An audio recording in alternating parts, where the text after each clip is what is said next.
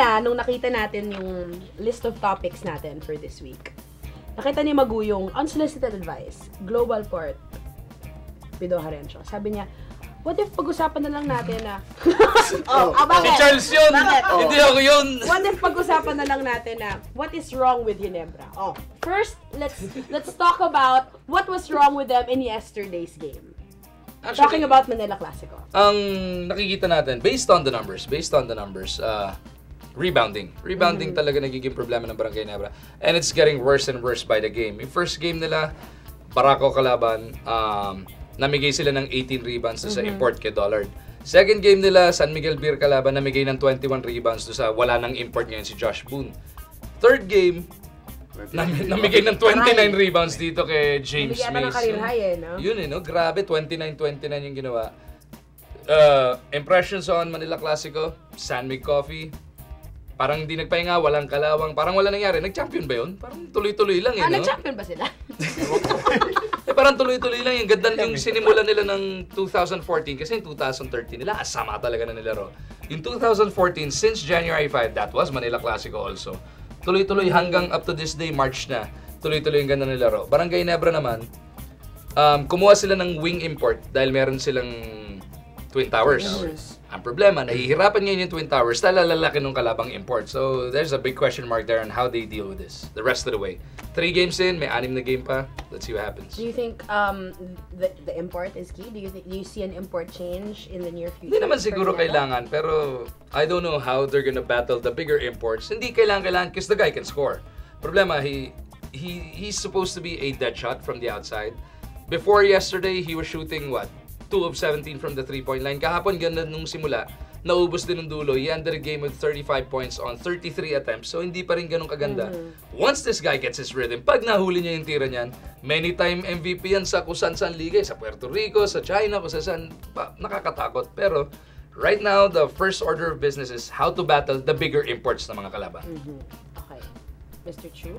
Well, I think, the import, definitely he can score nga. Pero syempre, it's hard also if you expect him. He's guarding the local player kasi, then you leave one of the big men to guard imports.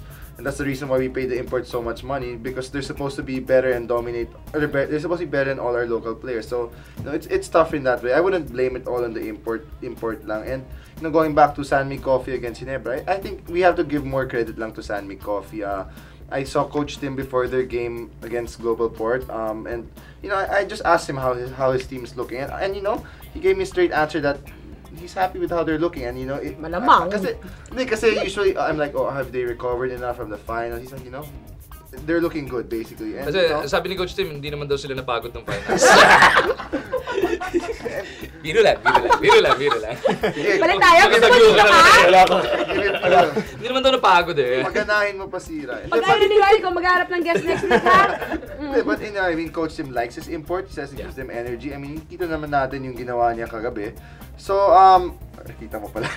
So, San Mig Coffee is really doing well. And, maybe it's safe to say that they do have Ginebra's number. I think they're getting to the heads of some of the Ginebra guys. Yun, matindi daw. Yun yung parang ganun They're winning that mental battle. But, it's still a long season. Ginebra, they could have been 0-3 because, they almost lost to Barako. But they're 1-2. So, tagal pa naman yan. I think they'll figure things out eventually. They have a lot of good players. They still have L.A., Mark, Japet, Greg, and a lot of other good guys. Si Chris Ellis, maganda rin nilalaro. Malakas naman sila. They'll figure things out. So, side kwento, before we talk to Ryan, you said that imports get played a lot. Do you have like a... No comment. Ballpark figure No comment. per conference. No, I'm really curious. No comment. Ask me after Huwag ka the show. mag-alala. Okay. Mas malaki pa rin yung kinikita ni Charles. Wala na nga trabaho Hindi yan yan dito. Pag sama-sama Yung yung sa atin, pala wala yan! yan. Kaya nga nawala si Miko Pinagpahinga muna dahil hindi na kaya ng budget ng FTW. Yung pala yung rason, kaya wala. Kasi si Ryan, hinire natin. Ayun! Actually, ikaw ang may Mahal yan, kasalanan. PBA. So, okay, I'm expecting a lot from your thoughts since medyo malaki-laki ang TF mo for this. Manila Classico, your thoughts, Ryan Aran. Kailangan ko to kasi wala kaming bonus. So, kailangan ko rin mga ganitong klase yung ikaw ba nagbabayad ng mga utang ng mga guard sa mga pusta nila? Ako, di ba? Hindi, siguro yun nga, parang for me, bago yung coach nila and yung import kakarating lang. So siguro kailangan lang din ng konting gelling sa team. Feeling ko naman mag-gel din tong team nila after namin makalaban. Bago yung coach Bago pala yung nandun nakatayo. Sinabi bago yung coach. Sorry. Sorry. Yun, bago yung nakatayo doon. Pinag-uwisan ulit ako. Tatlo yung sumugod eh. Game! He said it! Baka maraming magalit. Magaling talaga yung Ginebra, magaling talaga. Nag-explode talaga. Tawan-tawa ako lumabas. Bago yung nakatayo doon. Bago Okay. yung nakatayo doon. Tapos, yun, kailangan lang siguro ng mag-gel yung team nila. Pero feeling ko, mag-gel yung team nila after din namin makalaban. Okay. Lahat gumaganda laro pagkatapos sa inyo. Ganda ng timing. Last conference. Hindi namin, kami talo sa kanila. Oo. Ka ba? Tama. Paul? Oo nga. Ano yun? Yun lang yung thoughts ko. Oo, I remember that game. Sige, so bago yung coach nila, thoughts? Sabi ko na. Naiba yung topic. Bago pala coach sa Ginebra. This is news to us, Ryan! Oo. Hi, Coach Mali Juno. ako. Ma-Juno face ka nun, Yari. Hoy, ano yan? Lasal yan. Okay. Animo. Coach Juno. Okay, so far medyo nahihirapan ng Ginebra. They're 2-1 and like you said, yung 1, kayo nagsabi nito, yung 1 medyo chamba pa. Hindi ko sinabi champa.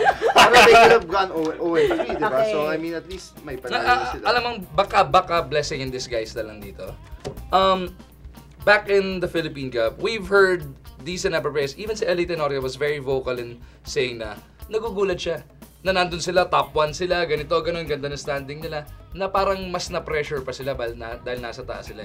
Yung Ginebra lore, yung Ginebra mystique, began na ever since time immemorial to the younger fans ng Ginebra dyan, palaging sa ilalim ng gagaling Barangay Ginebra kasi less pressure yan pag sa ilalim. Baka yun na lang, at 1 and 2 right now, baka mas maganda pa sa Barangay Ginebra dahil medyo, kaso, pag Ginebra ba pinag-usapan, is there such a thing as under the radar? Wala eh. They're always the most... Oxymoron yata Naka-microscope ka agad Pero sabihin mo nang ando sila sa gitna or bandang baba ng standings, baka mas makaganda pa para sa kanila dahil sinasabi ng ibang players sa Ginebra, nung Philippine Cup, medyo na-pressure sila being the top seed. Baka pagkagaling sa gitna o medyo baba, baka mas maganda yung ilaro. I'm confident they'll figure things out. And you know, honestly, who wants to play Ginebra in a playoff? I mean, playoff with the crowd against you. Siyempre, laking bagay rin nun. Mahirap talaga. I mean, malaking bagay yung crowd nila. And, you know, if they figure things out, they're a good team. They have a good roster. So, you know, hopefully for rain or shine. Right, after. Yung Ginebra, this weekend, they take on Global Port Friday. Tapos hindi naman gaanong kalakasan yung Sunday. Talk and text lang. Kaya nila yun. Pero gusto ko yung lahat kayo. May sinabi sabay bumawi din in the end. Good job. Hindi naman halatang takot kayo sa Barangay Ginebra fans, ano? Sa labas ng court nangyari.